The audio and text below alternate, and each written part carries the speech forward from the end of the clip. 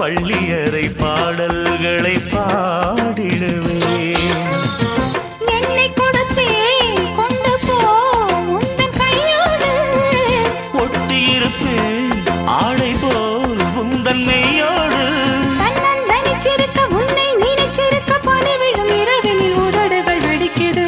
சின்ன சின்ன செய்தி சொல்லி வந்ததொரு ஜாதி மல்லி, ஆனமல காத்தடிக்கும் தோப்போரம்